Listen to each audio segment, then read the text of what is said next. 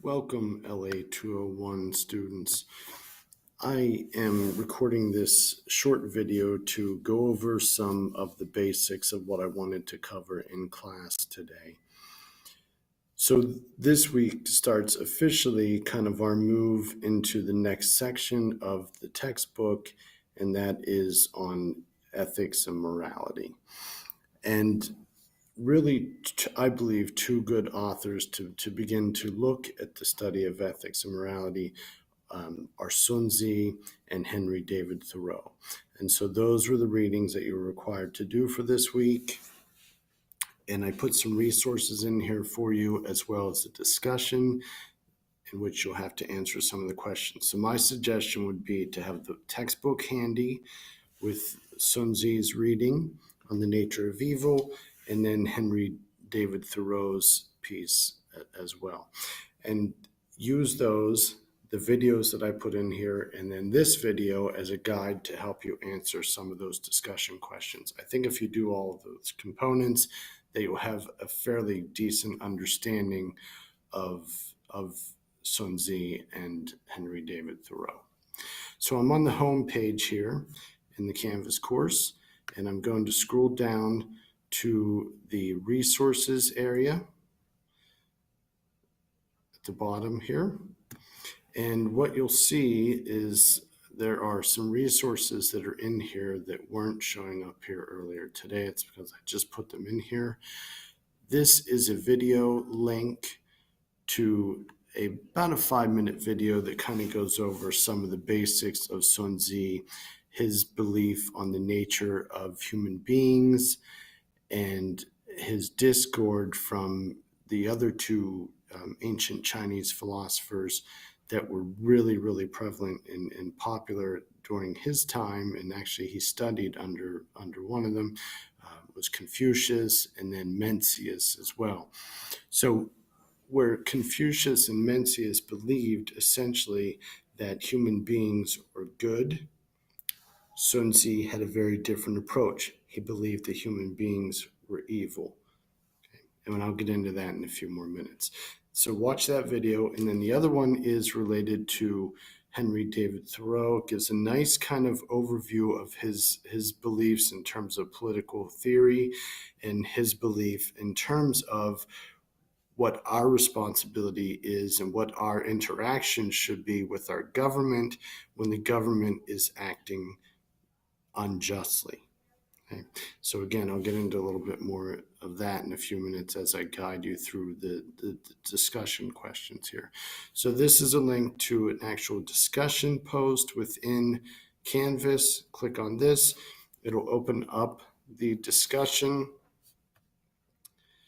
And I'm going to just scroll down through this, go over this for a few minutes, just giving you a little intro here in terms of what you're required to do. But the one thing I want to really emphasize here is that I want you to use this as a way to bounce ideas off of one another, to communicate with one another, to engage in some sort of in-depth discussion among students, and I'll act as kind of the guide and facilitator of this discussion. But this should take place over the next week, and I think it'll really give us a good foundation for the rest of this course as we begin to really enhance our in-class and out-of-class communication with one another. So again, keeping it brief, responses should just kind of succinctly address the questions that you're being asked, and then engaging with others in the communication process.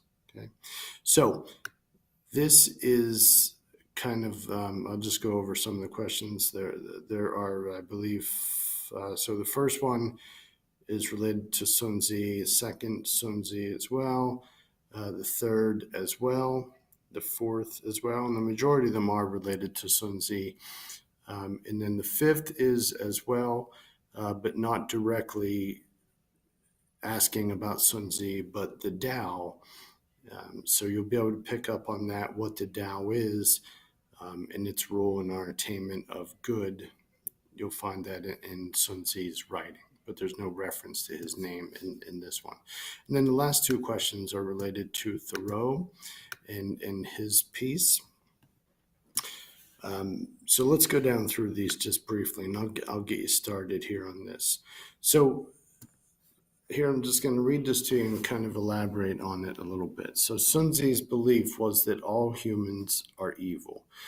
He believed that left to our own accord, again, this is going back to the language that we introduced earlier when we started talking about Madison and his work and his belief on human beings and what he was seeing at the time, that we will be acting greedy ways, we're selfish, and that we will always try to satisfy our pleasures. Okay. So that was Sun Tzu's belief about the nature of humans.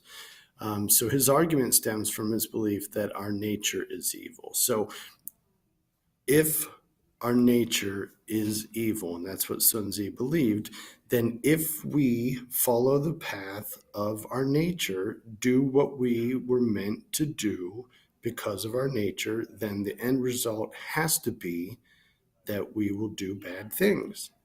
Okay, I think that's a key point here that we need to think about, is that naturally he believed that human beings are evil. So if we follow our natural instincts, our inclination, then we will do bad things. So here's this idea of following our instincts. Okay. But the question then becomes, and this is what gets addressed in the first question here, do we only act on our instincts? Okay? That is a key to kind of trying to understand and or maybe even argue against Sun Tzu's belief. Do we act merely on our instincts? Okay? If so, isn't that really what other animals, non-human beings, do? Okay? There is something else that we do act on as human beings. So that's what this question is getting at here, the first one. What differentiates us from other animals?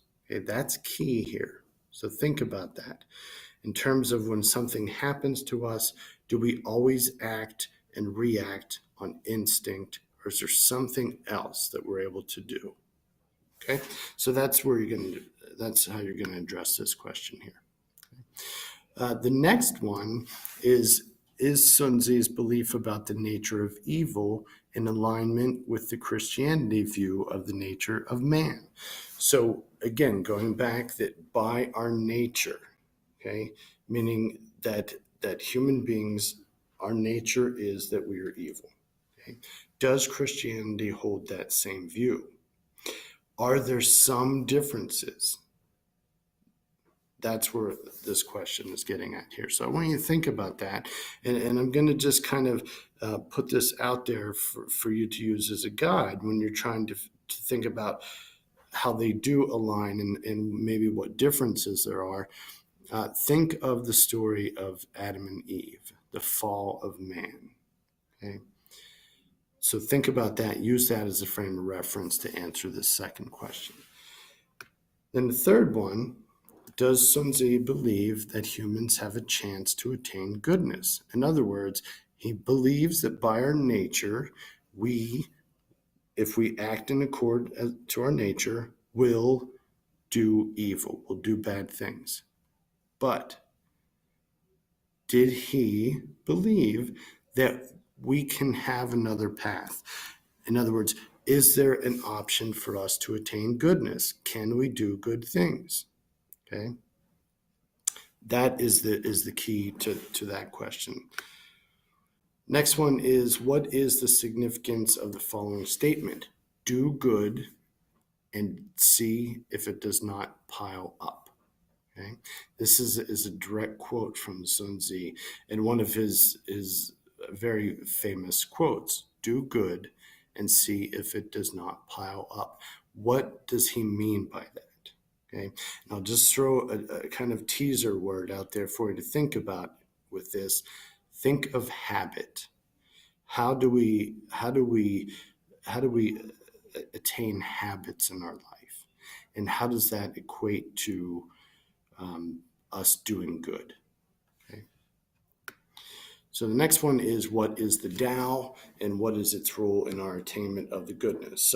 So this is something you'll be able to find directly from the book. I'm not going to give you too much here, because if I start saying anything, I'm going to give you the entire answer, and I don't want to do that.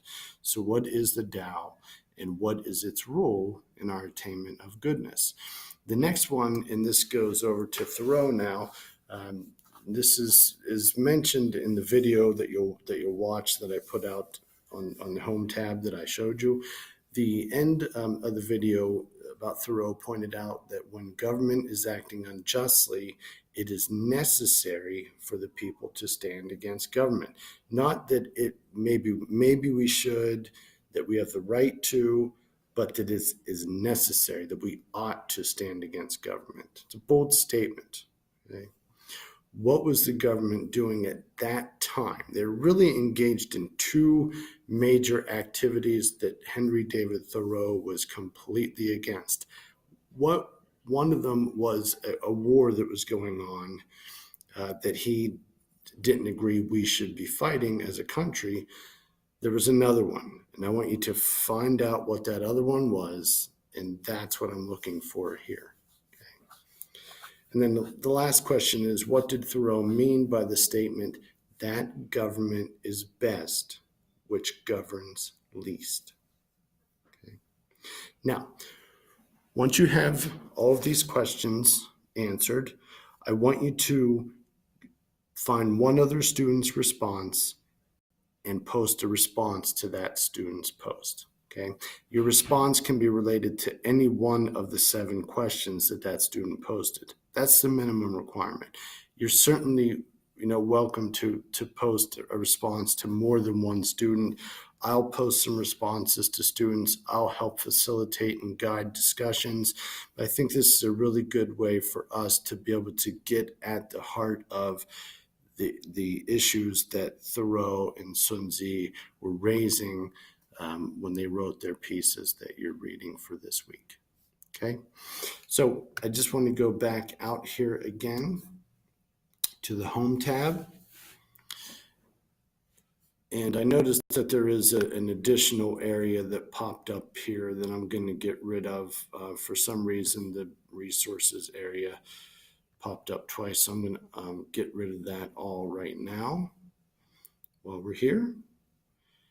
And you will then be able to just see this one here. So again, video Hsun, video Thoreau, discussion. I'll be sending this video out as a link, a YouTube link, and that's it. That's it. So again, I'll have office hours on Thursday, the 14th, from 9:30 to 2:30.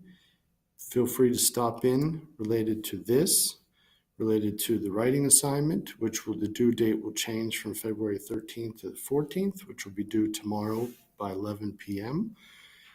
And we can have discussions about your paper. We can have discussions about this week's requirements and or anything else that you want to discuss. So you don't have to make an appointment with me. You can just pop in anytime between 9:30 and 2:30 tomorrow. I'll probably run out to grab a quick bite to eat around noon, but I may just bring something and eat while I work. Okay, thanks for listening. Talk to you soon.